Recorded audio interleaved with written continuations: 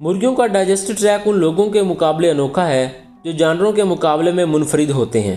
उसमें इंटेस्टाइन होती है जो बड़े जानवरों की निस्बत छोटी होती है, जिसका डाइजेस्टिव सिस्टम माउथ से शुरू होता है। मुर्गियों के दांत और जबड़े के पट्टे नहीं होते, बल्कि उनकी बीक में हल्के फुल्के इस्तेमाल होते हैं जो फीड को निगलने के लिए इस्तेमाल किए जाते हैं। इन ज़रात को बाद में वेंट्रिकुलस और गिज़र्ड के ज़रिए तोड़ दिया जाता है। चूंच सख्त कैराटिन से बनी होती है। इसके बाद ज़बान होती है जो फीड को मूविंग और स्वेलिंग करके इस्तेमाल की जाती है। मुंह के ऊपर वाले हिस्से में लेटरल बाब होते हैं जो खाने को पीछे धकेलने के लिए इस्तेमाल किए जाते हैं। अगर सलेवरी ग्लैंड की बात करें तो सलेवरी ग्लैंड के गदूद परिंदों में कम नशोनुमा पाते हैं, लेकिन ये ग्लैंड मुंह के ऊपर वाले हिस्से पर मौजूद होते हैं जो खुराक को लुब्रिकेट करके उसको एसोफेगस से नीचे जाने की इजाज़त देते हैं। टेस्ट बड की कलियाँ जो हैं, टेस्ट बड ऊपरी हिस्से में वाक़या होते हैं। चूंच और ज़बान के पीछे हिस्से पर भी कम तादाद में होते हैं। मुर्गियों की ज़बान के पीछे 300 तक टेस्ट बड मौजूद होते हैं। ज़बान के नीचे लेरेंजियल है जिसमें एक तंगदार हिस्सा होता है जो एपिग्लोटिस और लेरस में खुलता है। उसका काम खुराक को हरकत करने में मदद करना, निगलने के दौरान ग़िज़ाई नाली में दाखिल करना। अब हम एसोफेगस की बात कर लेते हैं। मुर्गियों की इंटेस्टाइन पतली दीवारों वाली फैली हुई ट्यूब है जो खुराक फेरेंस से लेकर स्टमक तक पहुंचाती है।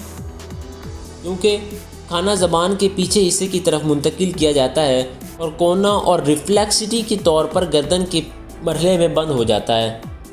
माउंट और गुलेटस के करीब ज़बान को पीछे की तरफ मुंतकिल किया जाता है और ग़िज़ाई नाली को आगे बढ़ाया जाता है, जिससे एसोफेगस और ओरल कैविटी के दरमियान फासला बहुत कम हो जाता है। एवियन एसोफेगस नाली परिंदों को अपना खाना पूरी तरह निगलने में इजाज़त देती है। इसकी वाल्स 4 लेयर्स पर मुश्तमिल होती है: म्यूकोसल, सब म्यूकोसल, मसल ट्यूनिक और सिरोसा लेयर। इसमें सिर्फ स्मूथ मसल्स होते हैं। उसके अलावा इंटेस्टाइन को 2 हिस्सों में तकसीम किया जाता है: चूंच के करीब सर्वाइकल, क्रॉप के करीब थोरैसिक रीजन। एसोफेगस की नाली एपिथेलियम टिश्यू पर मुश्तमिल होती है जो म्यूकोसल ग्लैंड को रिलीज़ करती है। ये ग्लैंड थोरैसिक रीजन में बहुत ज़्यादा होते हैं और सर्वाइकल रीजन में एब्सेंट होते हैं। अगर खुराक की मूवमेंट की बात करें तो चिकन का डाइजेस्टिव सिस्टम्स मसल्स की बजाय नर्व का इस्तेमाल करता है। मेंटेरिक प्लेक्सस नर्व्स के ज़रिए खुराक जो है वो ग़िज़ाई नाली में मुंतकिल की जाती है। अब हम क्रॉप की बात कर लेते हैं। चिकन का डाइजेस्टिव सिस्टम में क्रॉप जो है वो एसोफेगस की एक्सटेंशन है। ये एक पतली दीवारों वाली थैली है जो थोरैसिक रीजन में वाक़या होती है। क्रॉप की वाल भी 4 टाइप्स पर मुश्तमिल होती है, जैसा कि एसोफेगस में था: म्यूकोसल, सब म्यूकोसल, मसल ट्यूनिक और सिरोसा लेयर।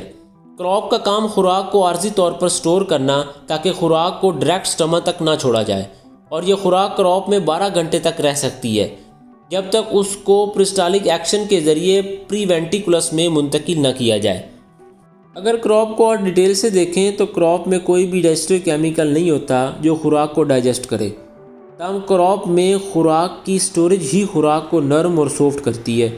ये एक ऐसी हालत का बास बन सकती है जिसे सोर क्रॉप कहते हैं, क्योंकि खुराक उसमें 12 घंटे रहती है, जहाँ वो बैक्टीरिया और यीस्ट की फर्मेंटेशन का बास बन सकती है। जब खुराक प्रिस्टालिक एक्शन के ज़रिए क्रॉप से निकल जाती है तो ये प्रोवेंटिकुलस की तरफ मूव करती है। अब हम प्रोवेंटिकुलस की बात कर लेते हैं। अगर प्रोवेंटिकुलस की बात करें तो प्रोवेंटिकुलस को हम ट्रू स्टमक भी कहते हैं। प्रोवेंटिकुलस वो जगह है जहाँ से डाइजेशन का अमल असल से शुरू होता है। प्रोवेंटिकुलस की वाल बहुत मोटी होती है और ये 5 लेयर पर मुश्तमिल होती है। सबसे पहले मसल्स लेयर है। मसल लेयर खुद 3 तहों पर मुश्तमिल होती है, जिनमें से सबसे पहली तह जो है वो मसल ट्यूनिक, ग्लैंडुलर और म्यूकोसल मेम्ब्रेन है, और ये इतनी मोटी होती है जो अंदर से लुब्रिकेट होती है। झिल्ली की तह गदूद की बाफ्तों से सक्रीशन पैदा करती हैं। जो ये सक्रीशन होती है डाइजेशन का आगाज़ करती है, और इन सक्रीशन में हाइड्रोक्लोरिक एसिड शामिल होता है जो निज़ाम इंतज़ाम की पीएच को कम करता है, और खाने का मुरक्कब पेप्सिन एंजाइम जो प्रोटीन की तोड़फोड़ में मदद करता है, और हार्मोन गास्टिन जो गास्ट्रिक और पैंक्रियाटिक जूस की प्रोडक्शन को पैदा करता है। एसिड और डाइजेस्टिव एंजाइम जो प्रोवेंटिकुलस में मौजूद होते हैं वो खुराक को इस हद तक तोड़ देते हैं कि उन एंजाइम से जो एंजाइम सलेवरी ग्लैंड में सिक्रीट होते हैं, लेकिन इस मकाम पर खुराक अभी तक इतनी नरम हो जाती है कि उसको गिज़र्ड में मुंतकिल किया जाए। अगर हम गिज़र्ड की बात करें तो गिज़र्ड और प्रोवेंटिकुलस वो मसल्स हैं जहां से असल पीसने का अमल शुरू होता है। प्रोवेंटिकुलस से खुराक गिज़र्ड में मुंतकिल होती है, और ये एक राउंड ऑर्गन है जिसके 2 लोब्स होते हैं और हर लोब एक दूसरे से बड़ा होता है। हर सतह पर टेंटनस की एक ख़ास चमकदार तह होती है जो सेंटर से मोटी होती है और साइडों से पतली होती है। इस बैरूनी तह के नीचे किनारों पर एक पावरफुल मसल्स होते हैं जिन्हें रेड मसल्स कहते हैं। वो रेड मसल्स का जो मांस मौजूद होता है जिसकी अंदरूनी सतह क्रीमी रंग की होती है और मोटे हॉर्नी टिश्यू से लैस होती है। वो पत्थरों को, चिप्स को आसानी से उठा लेते हैं और ग्राइंड कर लेते हैं। ये सतह परिंदों के दांतों की तरह काम करती है और एक मजबूत कैरोटिनाइज्ड मवाद से बनी होती है जिसे कोलिन लेयर कहते हैं। प्रोवेंटिकुलस से आने वाले हाइड्रोक्लोरिक एसिड और पेप्सिन के मुमकिना तौर पर नुकसान और असरात और खुराक के पीसने के पट्ठों की कार्रवाई को बर्दाश्त करने के लिए जब वो गिजड़ में पीसने वाले गदूद से कोलिन के नीचे जाती है तो ये ज़्यादा कोलन पैदा करती है जो इस सतह तक जाती है जहाँ ये सख्त होती है। हालांकि गिजड़ बहुत ताकतवर पट्ठों पर मुश्तमिल होता है। ये अकेले हर चीज़ को चटक नहीं सकता जैसे काम परिंदा खाता है। छोटी रॉक्स और चिप्स को आसानी से पिक कर लेता है और मिनरल मैटर सारे गिजड़ में जमा हो जाते हैं और रॉक्स को पोलराइज करने में मदद देता है। जब एक खुराक पिस जाती है तो वो छोटी आंत में चली जाती है जिसको हम स्मॉल इंटेस्टाइन कहते हैं। अब हम स्मॉल इंटेस्टाइन की बात कर लेते हैं। फीड गिजड़ से गुजरने के बाद स्मॉल इंटेस्टाइन में जाती है जहाँ डाइजेशन और ऑब्जॉर्प्शन होती है। मैच्योर बर्ड की स्मॉल इंटेस्टाइन की लंबाई 4 फुट से ज़्यादा होती है और इसके 3 मुख्तलिफ हिस्से होते हैं। पहला हिस्सा ड्यूडिनम है, ड्यूडिनम लूप जहाँ पैंक्रियास लूप के दरमियान में होता है और दूसरे 2 हिस्से ड्यूडिनम और इलियम है। इज्तिमाई तौर पर ये ड्यूडिनम और इलियम को पिछली छोटी आंत भी कहा जाता है क्योंकि ये खाना गिजड़ से निकलता है जब तो ड्यूडिनम में दाखिल हो जाता है जहाँ हार्मोन्स रिलीज़ होते हैं जो पैंक्रियास से पैंक्रियाटिक जूस को रिलीज़ करते हैं। यानी प्रोवेंटिकुलस में जो बाइकार्बोनेट रिलीज़ होता है ये हाइड्रोक्लोरिक एसिड को पतला करने का काम करता है। एंजाइम ट्रिप्सिन और काइमोट्रिप्सिन जो है वो प्रोटीन की डाइजेशन करवाते हैं। अमाइलेज जो है वो कार्बोहाइड्रेट की तोड़फोड़ करता है और लाइपेज जो है वो फैट की ब्रेकडाउन करवाते हैं यानी इंसुलिन को तोड़ते हैं। और ग्लूकोज हार्मोन जो खून में ग्लूकोज की मिकदार को बरकरार रखता है। ये सब मिलकर बाइल से बाइल डक्ट और पैंक्रियास से पैंक्रियाटिक जूस को खारिज होते हैं और डाइजेशन के अमल को तेज़ कर देते हैं। ये सैचुरेटेड और ग्राइंड मटेरियल्स जो ग्राइंड तो 100% हो जाता है लेकिन ऑब्जॉर्व 50% होता है जो ड्यूडिनम में मूव करता है जिसे कायम कहते हैं। और फिर ये तकरीबन 4 फुट इलियम से होता है जहाँ खारिज होने वाले ग़िज़ाई अज्जा ऑब्जॉर्व होते हैं।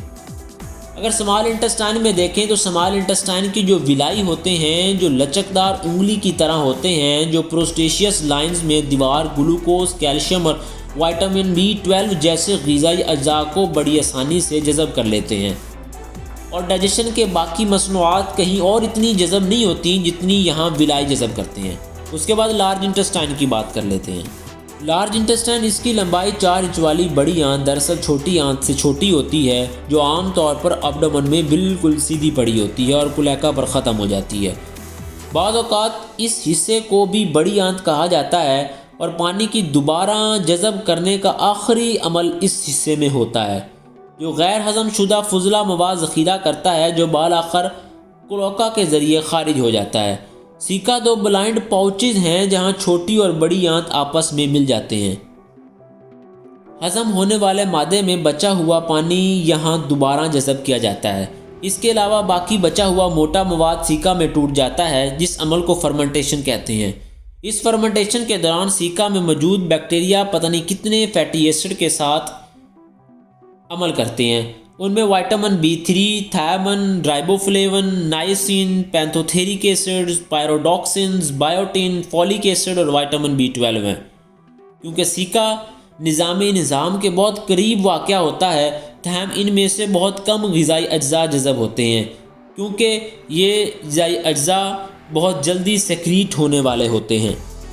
अगर क्लोएका की बात करें जो बड़ी आंत को क्लोएका के अगले हिस्से से जोड़ता है, ये मुर्गियों में डाइजेस्टिव, यूरिक और रिप्रोडक्टिव सिस्टम यानी साइंटिफिकली यूरोडियम, कॉप्रोडियम और प्रोक्टोडियम के संगम की नुमाइंदगी करता है।